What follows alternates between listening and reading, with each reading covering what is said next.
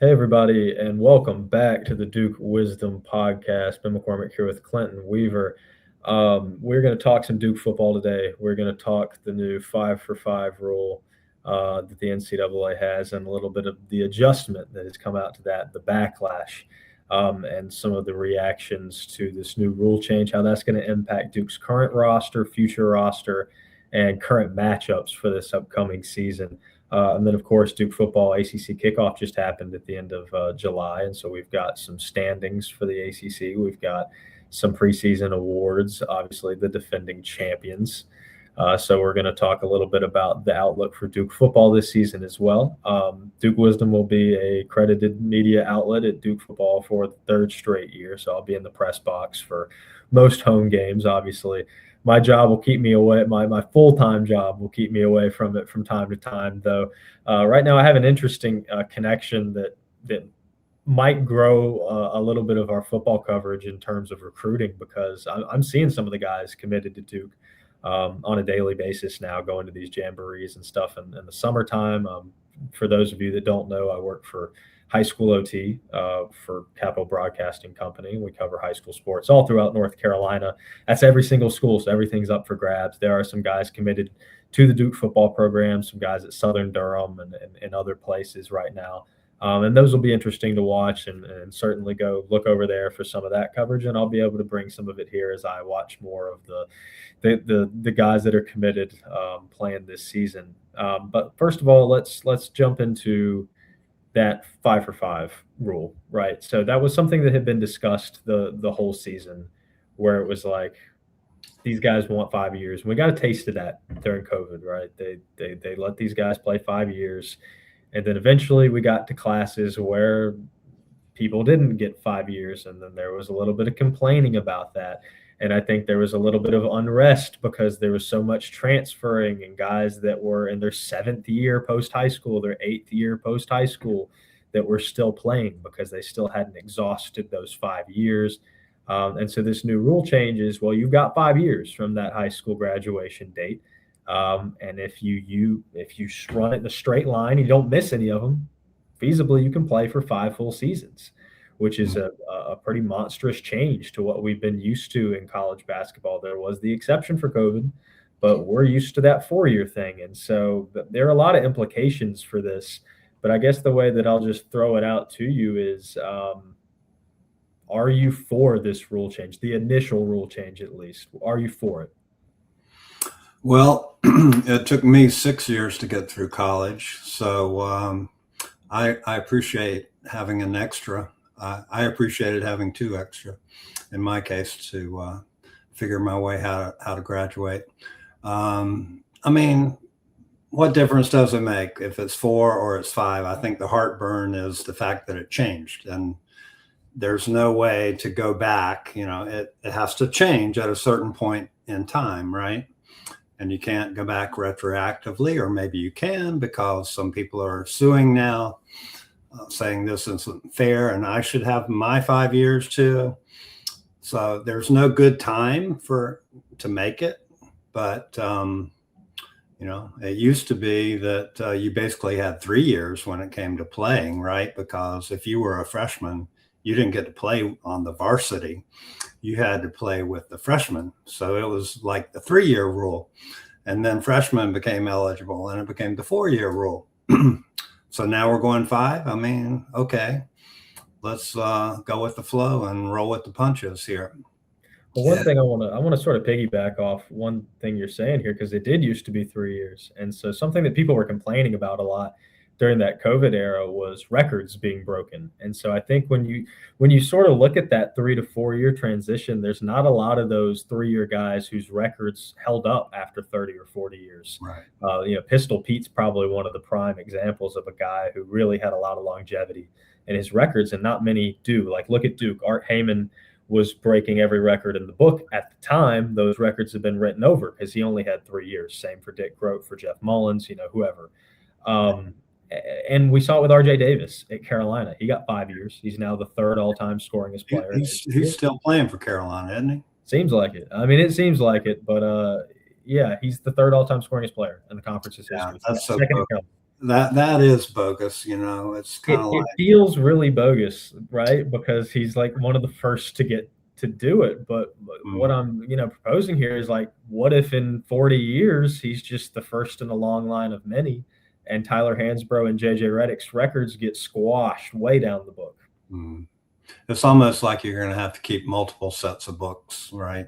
The 3-year records, the 4-year records, the 5-year records, the R.J. Davis records. You're going to have you know, separate as different standards for different eras, if you will. They're pretty short-lived eras, but you can call it that, I guess. Probably the biggest purists in sports are in baseball, right, where they don't want things to change because then you're comparing an apple to an orange, and this whole steroid thing really tainted a lot of records that they felt were hallowed and weren't meant to be broken, by the use of steroids, which a whole nother ballgame. But the same mentality is, the unfairness of it all, right?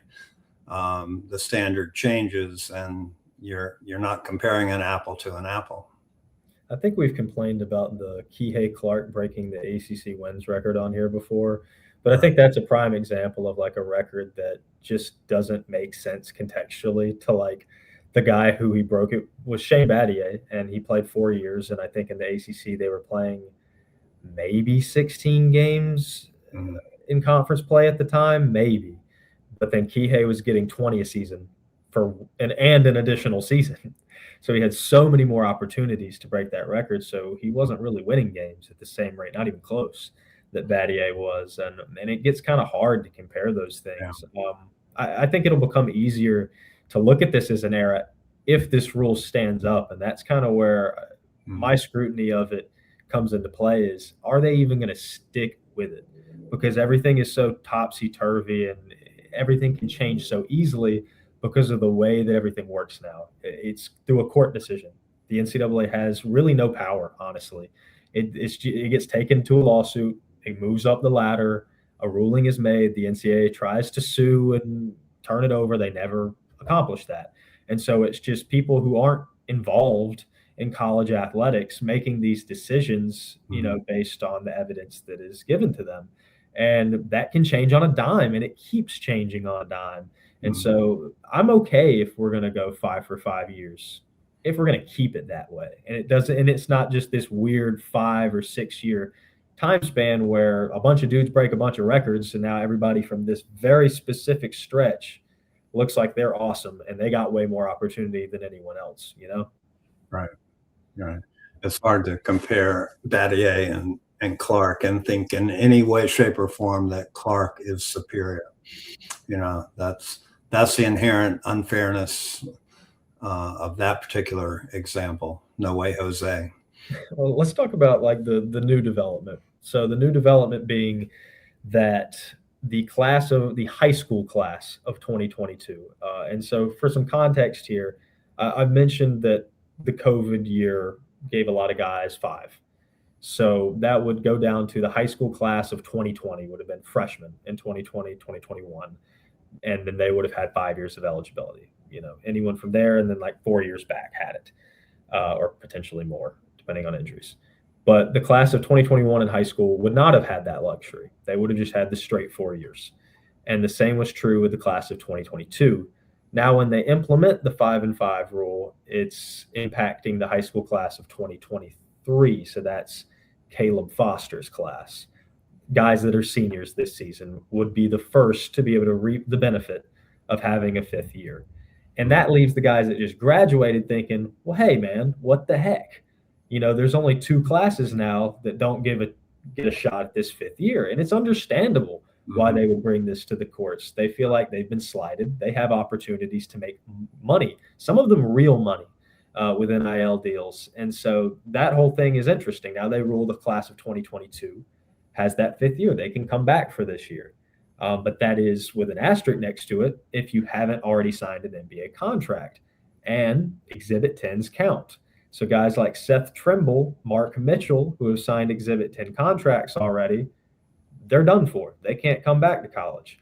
But there are a lot of guys that can and are trying to, that are signing, that are entering the transfer portal.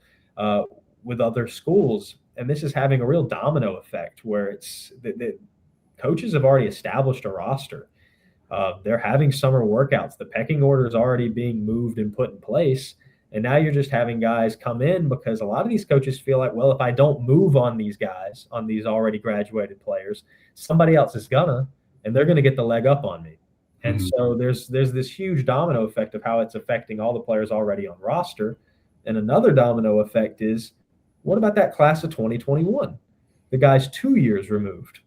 When's their turn? How easy is it going to be for them to file a lawsuit? And now we've got a whole different crop of 24-year-olds coming back into the game, And so what's your take on this new development? Well, that's what I was referring to earlier, that there's no good time to start, and you've got 2 years worth of people that aren't eligible unless they get eligible through the court system. And that feels inherently unfair to them because they played under a different set of rules, graduated, and now they potentially want to come back. And it's just chaos and mayhem, who gets to play, who doesn't. You have to draw a line somewhere. And I guess the courts are going to do that. The NCAA seems to have lost whatever authority it once had.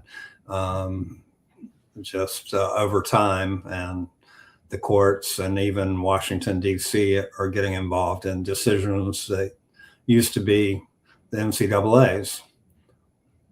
Well, so how does this affect Duke is the next question, right? How does this impact the current season that we're in? A lot of the times at Duke, guys aren't going to stay 2 years. Better yet, actually play through 5. So there's a lot of guys on this roster that this rule doesn't matter for. Right. But there are guys that it does.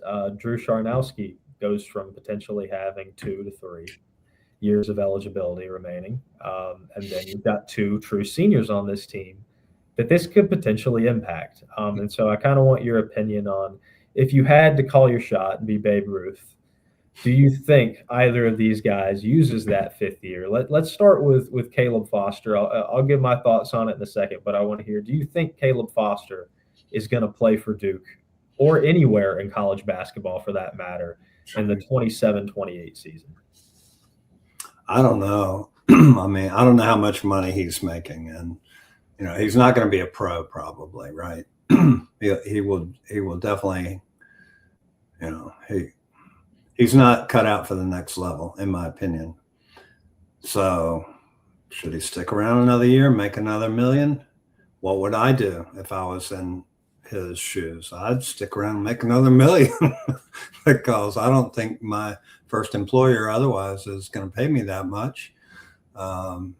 Yeah, and he loves Duke, so he could choose to do that. It could make sense, for a guy in his situation.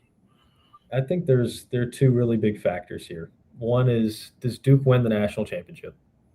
If so, I think he's gone. What else does he have to prove at that point? I think he might just close the door. I think he might close the door on the chapter regardless. But I think the other thing to really consider is that backcourt depth. We bragged about it this season and how cool it is. But Caden Boozer, if he's not starting over Foster, is taking a little bit of a backseat as a sophomore, as a very talented sophomore. Yeah. And Deron Rippey's sort of taking a tertiary seat as a 5-star freshman. How willing are they going to be to sign back up for the current arrangement if Foster vies for a 5th year at Duke? Yeah. That's something to consider. And so maybe Caleb Foster just goes, hey, this chapter of my life is over. Yeah. Let's go play in Europe. Let's go play, let's go kick the bricks and try to make it to the NBA. Let's do what I can do as a professional. It's a really interesting question for him, I think, because there's so many moving pieces.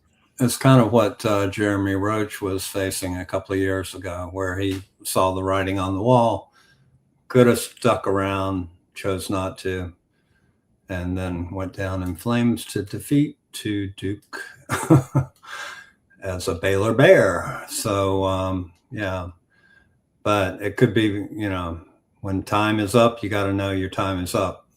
And he could still make money somewhere else if he wanted to play another year. Well, second guy to talk about is John Blackwell. A lot of people believe this will be his only year in Durham. Do you subscribe to that same thought? Well, I mean, he didn't do great at the combine. I'm not sure, where the NBA stands with him. He wasn't judged to be ready this go round. Will he be a year with a year at Duke? Will that help his stock climb? Those arms aren't going to get any longer. So he's sort of a tweener kind of guy, sitting on the fence there, could go one way or the other. I mean, when I see mock drafts, I see him at like 60 or like 59 for Yeah. next year's draft. And so that's a tough position to be in. But what I'll say is, like you mentioned, the jury was out on Sion James after the combine, his last year at Tulane. They said he can't shoot, right? Can't shoot. Right. There were things they didn't like about him, and he fixed them. And I think that spotlight at Duke gave him what he needed to not just be drafted, but almost be a first round pick. Now, do I think John Blackwell is going to be a first round pick? No. But I will say next year's draft a little bit weaker, right? Mm-hmm. And with NIL and with, now players can stay 5 years, maybe there are even less entries into the NBA draft next season. And I think that could really benefit Blackwell, where if you only have like 50 early entries, he's pretty likely to get drafted, honestly. And so I do think that his mind is, I want to be an NBA player. I mean, obviously, all of these guys are, but I think he is very much accelerated in that process given his age. I find it hard to believe that he would play in college basketball another season past this year, unless things went really catastrophically poorly for him. I don't think that he'll get another season. That's where I stand on that. I honestly don't think either of these guys will use that fifth year, but there's a lot of season between now and when that decision would ultimately have to be made. Well, it'll be interesting to see how Blackwell performs at Duke. It's one thing to score 20 a game at Wisconsin, with all due respect to Wisconsin. That's not the same as playing for Duke. So, his numbers could take a big step backwards, and he might find himself with a less glowing resume, if he struggles at all, to move up to the next level. I know everybody wants to say same level, but I don't think so, Wisconsin and Duke. So, he may decide to go elsewhere and play another year if things go a little bit sideways. Well, the last thing to look at is how is everyone else using this rule, right? Duke not really seizing it, doesn't need to, doesn't really have the space to do it. But everybody else that sees a little bit of a deficit, that Duke did well this offseason. There's some other teams that did really well this offseason. And now it feels like all the teams that didn't do so well get a get out of jail free card from this. Yeah. And they're going to go get some guys. They're going to go get guys that were all conference players last season, add them and see what they can do. And these are old guys. They're physical, tough players. Do you think that this rule change could ultimately be the deciding factor in Duke's a national champion or Duke's not a national champion? Because some other teams went out and got some old guys and beat up on us young freshmen? Yeah, that's the idea, at least. Yeah. Well, I mean, it sort of has been true to a degree in the past, where Duke has struggled against some older, more experienced teams. Duke is traditionally built from the ground up with freshmen, and only recently, of course, with the portal, have they started to bring in, more upperclassmen to round out. But still, they tend to be a relatively young team compared to a lot of the opposition.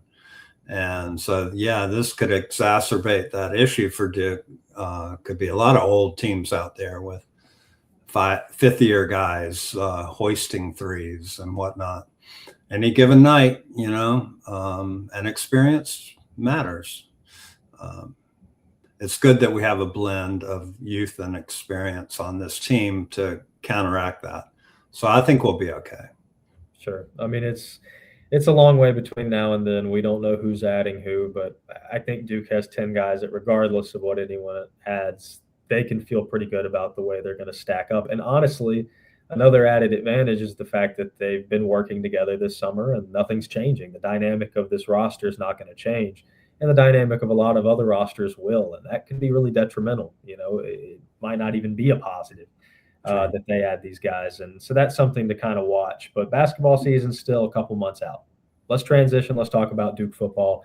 I know it says a Duke basketball podcast there on the bottom, but we are going to be talking some football. The ACC preseason poll, the rankings came back, and Manny Diaz cannot be happy. He wasn't happy last year.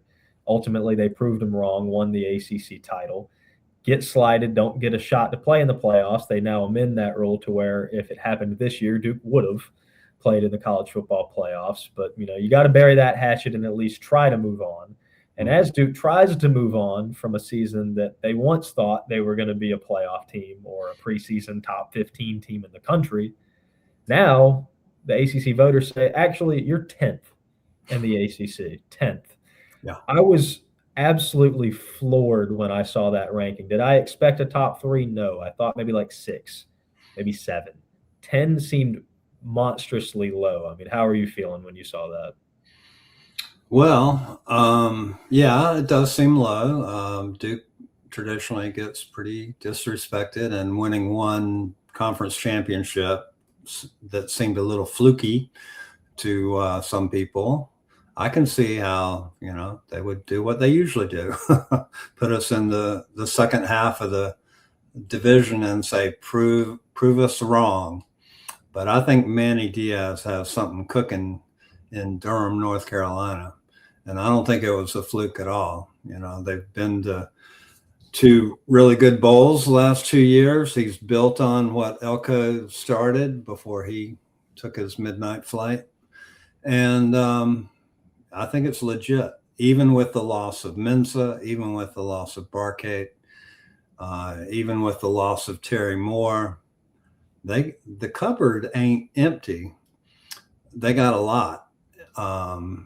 They may go back to being a little more of a defensive-oriented team because quarterback is not completely settled.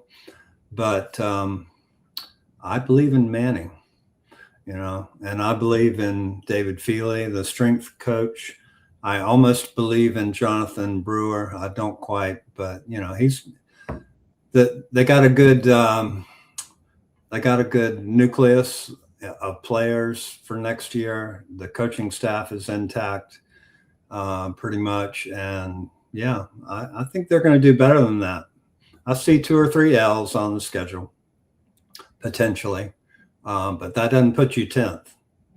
I do think they probably got it right to put UNC 15th, I believe they were. Yeah.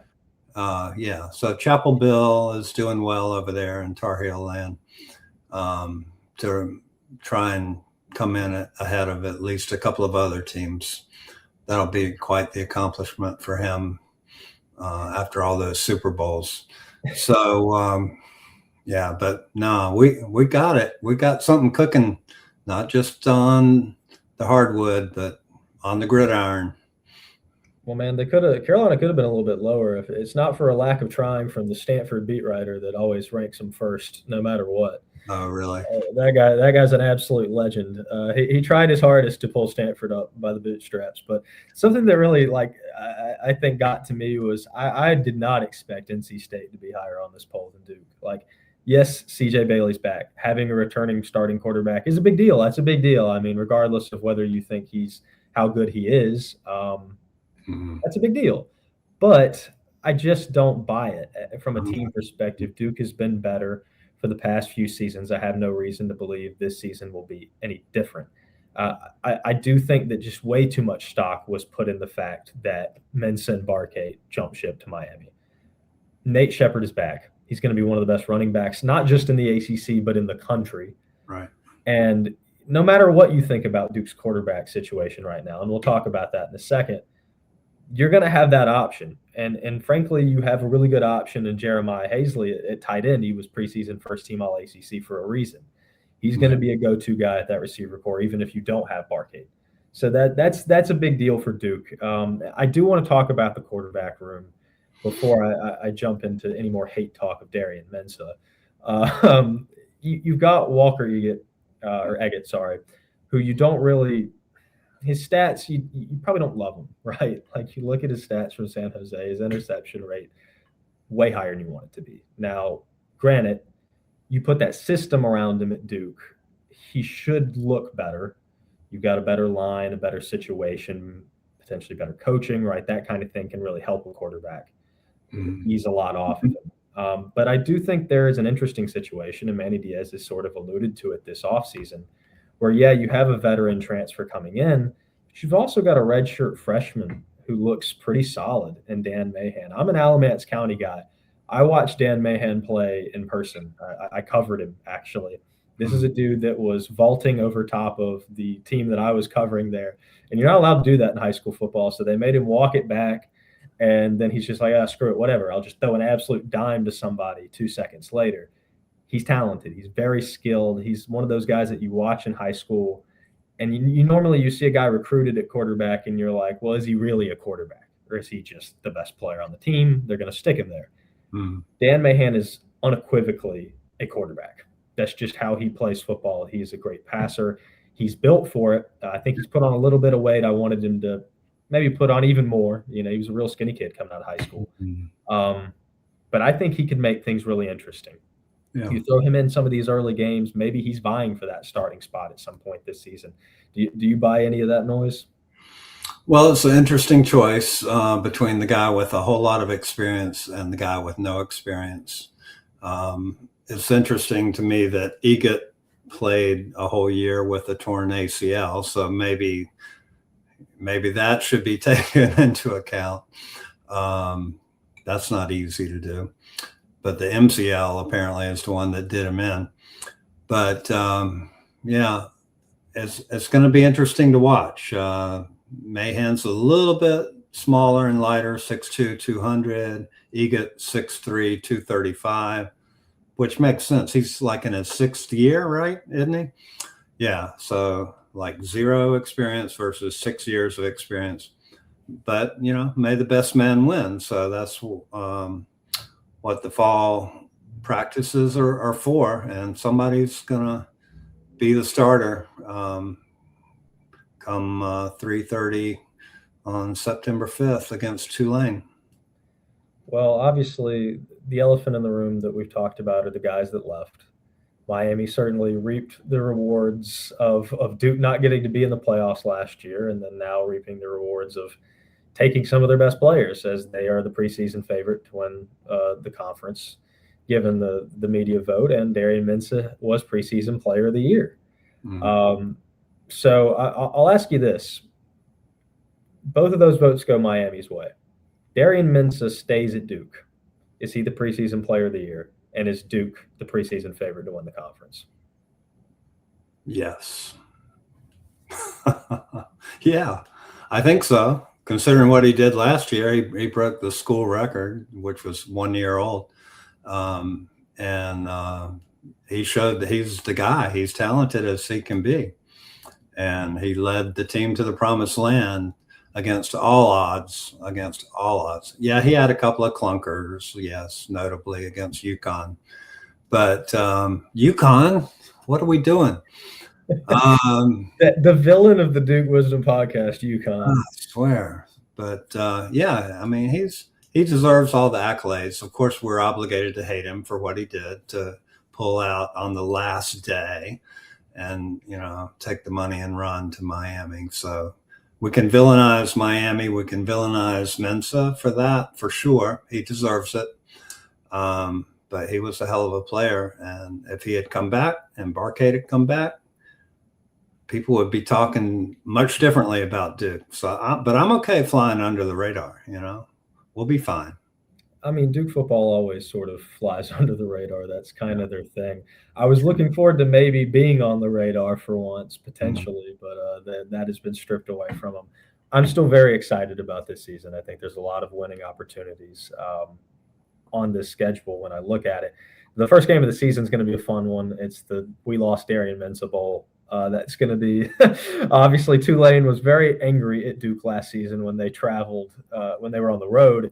This year, they're going to come up to Wallace Wade, and they might be a little bit more friendly about it. There's a little more empathy, I think, between the fan bases this season. But that one's going to be interesting. I'm looking forward to that Illinois game on the road. That's going to be a good test. It's going to be a good test. Last year, it was a game that I felt like Duke could have made its mark in. Like, I really felt like they could have beaten Illinois. And honestly, if they didn't shoot themselves in the foot 48 times, they probably would have. That game ended up looking a lot worse than it actually was. But I really look at those first two games as games that Duke slipped in last year. And if they want to have the season that they can have, they've got to win. They got to win at least one of them, but they want to look good in those games. I was in New Orleans, as you may recall. I left at halftime. It was a real stinker. The Tulane quarterback was running up and down the field, and nobody seemingly wanted to tackle him. And our special teams was, misfiring left and right. And I was yelling 4-letter words. And we left, went back to the hotel, watched the second half on TV, and Duke made a big comeback, made it respectable, but that was a horrible, horrible game. So I'm looking forward to the revenge against Tulane, even though my daughter is going to school there in the fall. My allegiance is not split. I will be pulling for the Blue Devils, and we should win that game. I fully expect us to win that game. We need revenge. And they lost their coach too, so they've been in a lot of transition. Sure. Yeah. So it's definitely going to be interesting. I'm looking forward to. As we're recording this, we're a month out. As it comes out, a little bit less than that. But football season quickly approaching. Basketball season approaching faster than maybe we think, especially with the exhibition game sort of being moved up a couple of weeks. So we're really only 2 months out from basketball starting, less than 2 months out from first exhibition, less than that from Countdown to Craziness.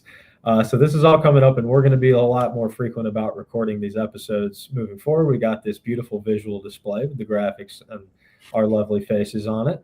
I hope that you guys enjoy this aspect of it. Let us know what you think about it. We're going to be talking more Duke football as the season approaches. We're going to do our game-by-game projections for our record for Duke football soon.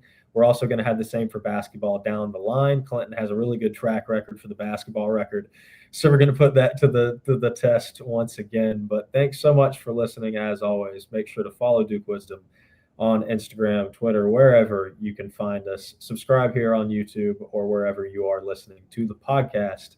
And thanks so much, as always, everybody.